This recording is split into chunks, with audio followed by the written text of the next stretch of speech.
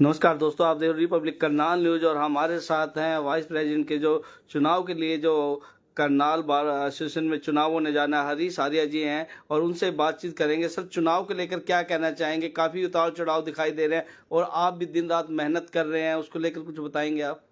Sir, चुनाव जो है दूसरा नाम ही मेहनत का है और चुनाव में उतार चढ़ाव ये भी एक एक एक, एक सार्वभौमिक और एक नैसर्गिक प्रक्रिया है।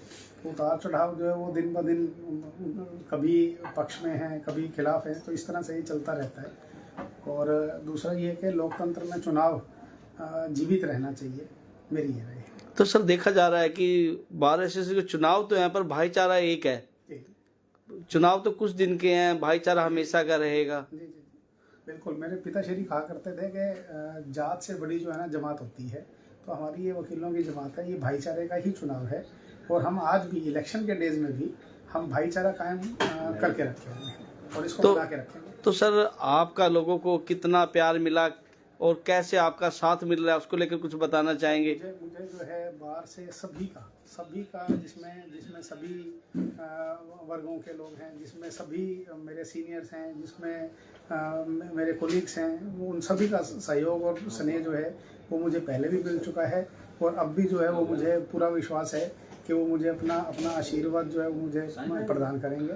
सर, पहले भी आपने चुनाव लड़ा है? हाँ, मैं पहले वाइस प्रेसिडेंट रह चुका हूँ और अब की दफ़ा जो मेरा चुनाव लड़ने का मन हुआ उसके पीछे सबसे बड़ी वजह ये है कि हमारे पास बहुत से वकील साथी ऐसे हैं जिनके पास जो है बैठने की व्यवस्था नहीं है। चैम्बर तो दूर की बात, उनके पास बैठने की व्यवस्था भी नहीं है। तो हमारा मानना ये है कि अभी जो अगला वर्ष जो ये वर्ष शुरू होने जा रहा है, या जो ये इस समय में मौजूदा जिस समय की हम बात कर रहे हैं, इसमें चुनाव जो हैं लोकसभा के और विधानसभा के सिर पे हैं। तो ये समय जो है उपयुक्त समय है सरकार से अपनी बात मनवाने का। तो हमारी लंबे समय से जो है सरकार से मांग है कि जो सेक्टर 12 में ज़मीन खाली पड़ी हुई है, इस ज़मीन में से कुछ हिस्सा जो है वो हमारे वकील साथियों के लिए अलॉट किया जाए, क्योंकि आज की डेट में हमारे पास लगभग 700 प्लस ऐसे एडवोकेट्स हैं जिनके पास चैम्बर नहीं है। तो हमारी जो सबसे बड़ी पहली मांग है वो बैठने के लिए वकील भाई के लिए जगह की व्यवस्था होनी चाहिए। दूसरी हमारी मांग सरकार से जो है एडवोकेट प्रोटेक्शन बिल की है।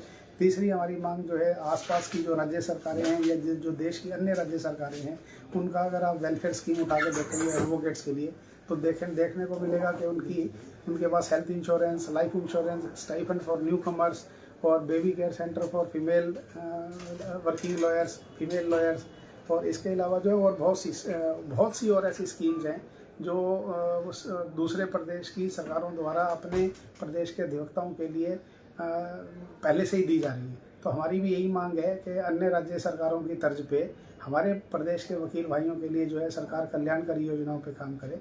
तो इस वजह से जो है मेरा जो है दोबारा मन बना, क्योंकि अब चुनाव सिर पे हैं, तो अब हमारे जो मुख्यमंत्री महोदय हैं उनको हम इनवाइट भी करेंगे और उनसे बहुत कुछ हम लेंगे भी। अभी गत दिनों जो है मुख्यमंत्री जी की अगर मैं बात करूं तो मुख्यमंत्री जी सिरसा बार एसोसिएशन में गए हुए थे, तो उन्होंने वहां जो है सिरसा बार को ग्रांट भी दी है। उन्होंने वहाँ बेबी केयर सेंटर के लिए 2 कमरों के निर्माण का भी आदेश जारी किया है।